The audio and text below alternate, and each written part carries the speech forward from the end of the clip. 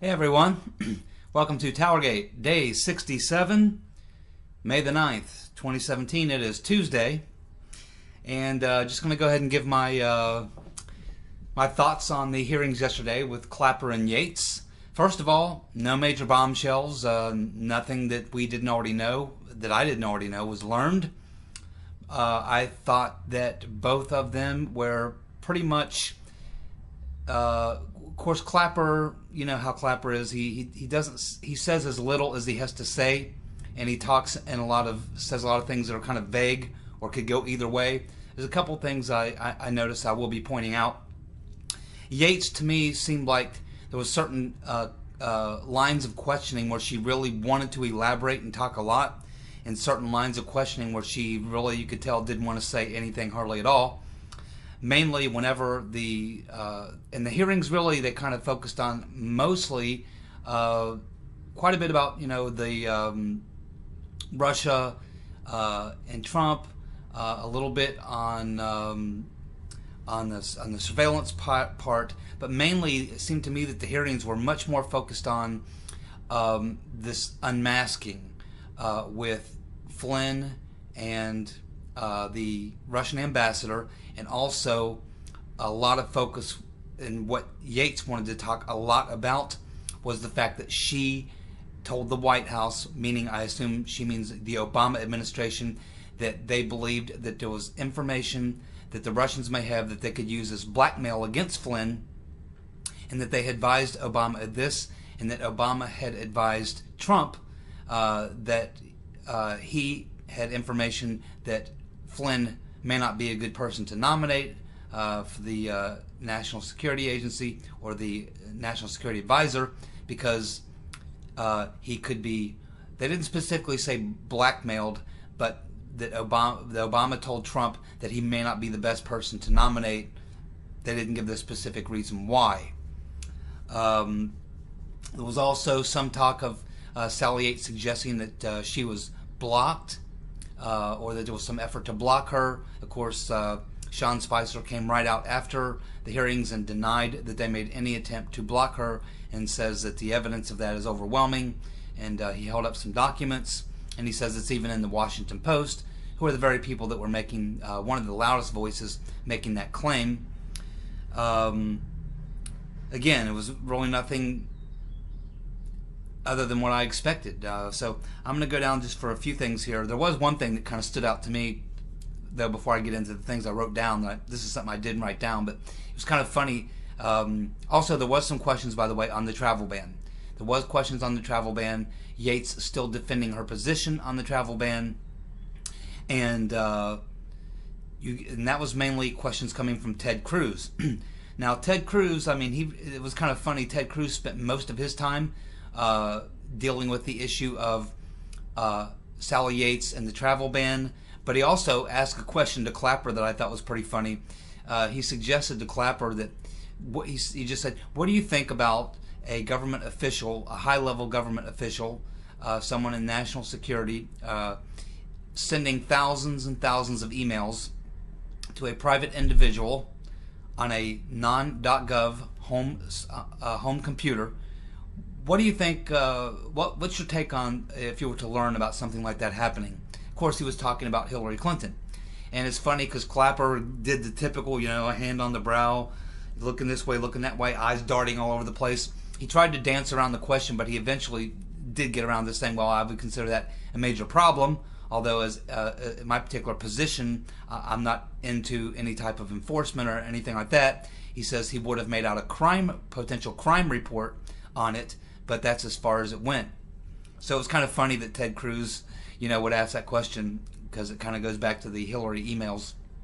And so that was kind of funny he asked that question. But let's just go through a few of the ones I wrote down that were specific, that I think are points of interest. Number one, both Yates and Clapper say that they did not leak anything to anybody. Now, what they were specifically talking about there was the question that Trump tweeted. Who leaked out this conversation between the Russian ambassador and Flynn to the Washington Post? And both of them say that they didn't leak anything to anybody. And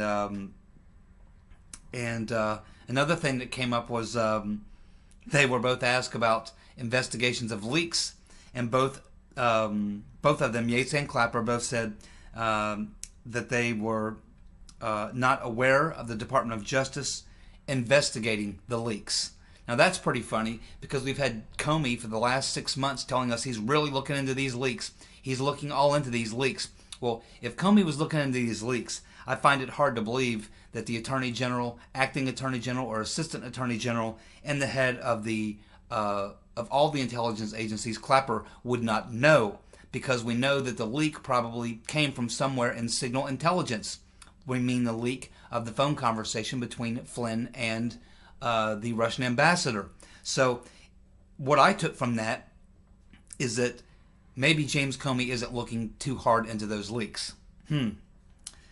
Also, Clapper said they talked about unmasking, and Clapper says he did approve of unmasking, but he wouldn't comment on exactly who that unmasking was on.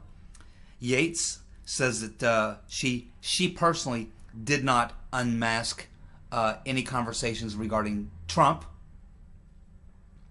Both acknowledged that they did unmask members of Congress, but neither would give any details. That's pretty interesting. Both did discuss unmasking, taking information that they had unmasked and that information and discussing it with other intelligence agencies. They both admit to that.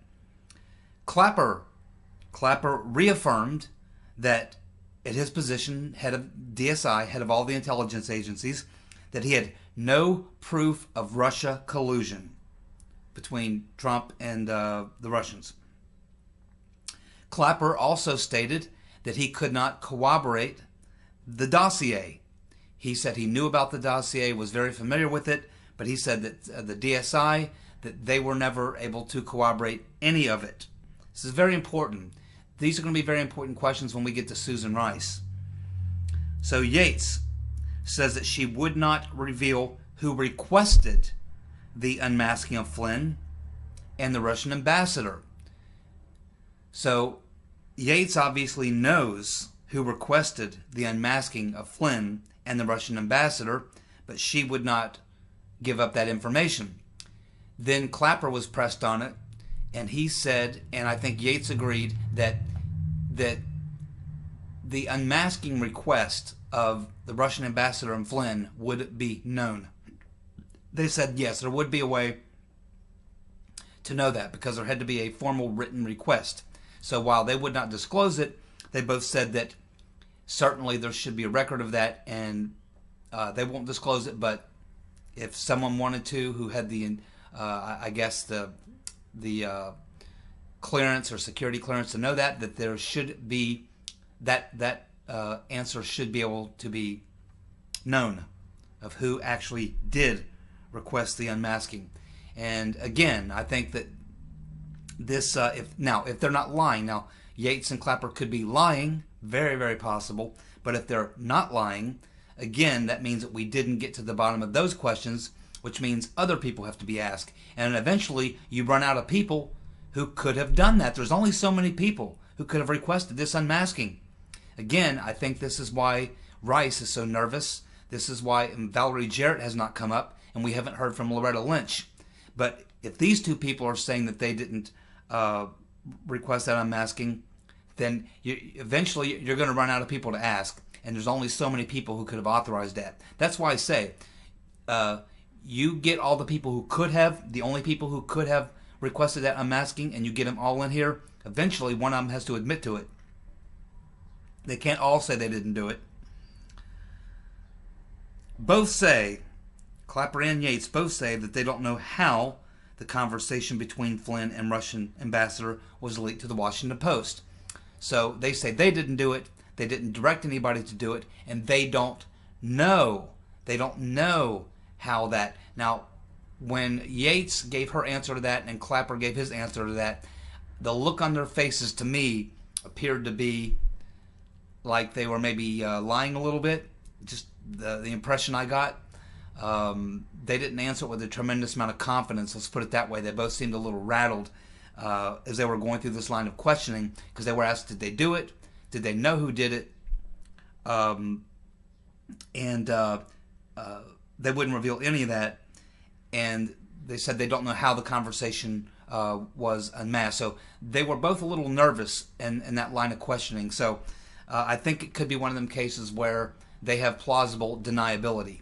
In other words, there's no paper trail that they knew, and there's no one who would maybe finger them in a testimony that they knew. And if they did, if someone did try to finger one of those two, they would simply deny it because there's no proof. And remember, Yates is a lawyer. She understands. If there's no way you can prove it, go ahead and lie about it.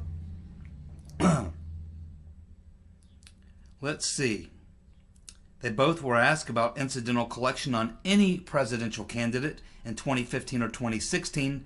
Clapper says no, and Yates said she would not comment. So Clapper is saying, no, I don't know anything about any 2015, any 2016 candidates being spied on, but Yates is saying she would not comment on that. So that tells you a lot, which means she probably did know.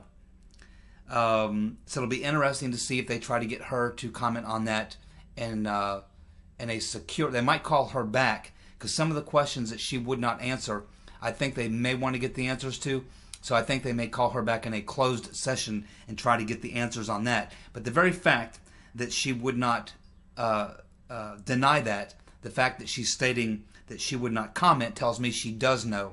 She does know about 2015, 2016 candidates being spied on, surveilled,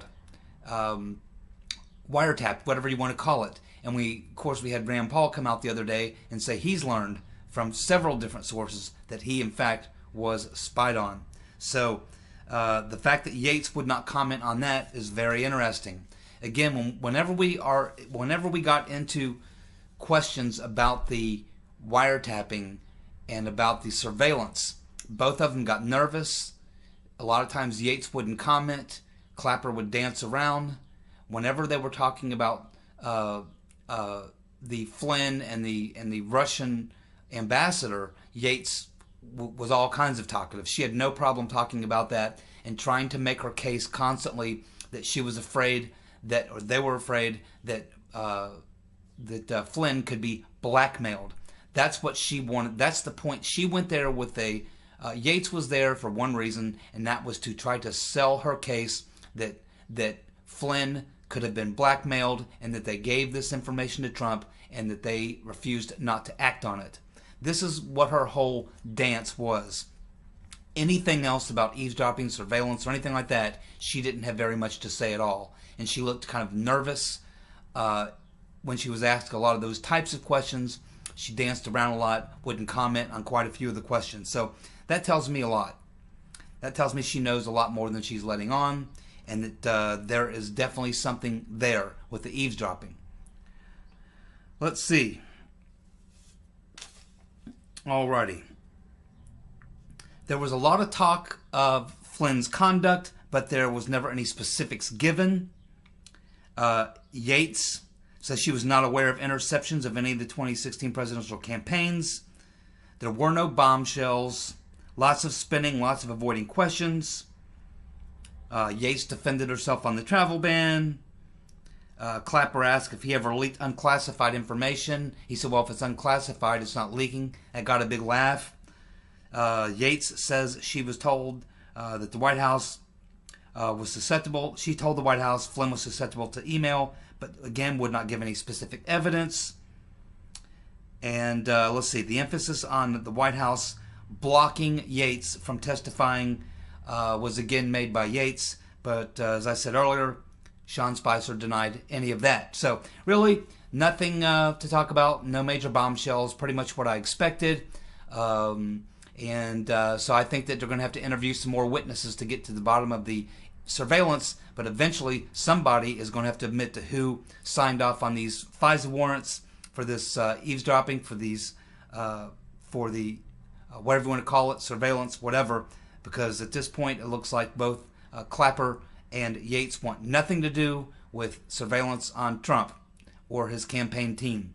They danced away from all that, and so, which is the issue I'm most focused on. So I didn't get any of the answers I wanted today, But we'll keep following the story, and we'll look forward to talking to you again tomorrow. Thanks a lot, y'all. Bye.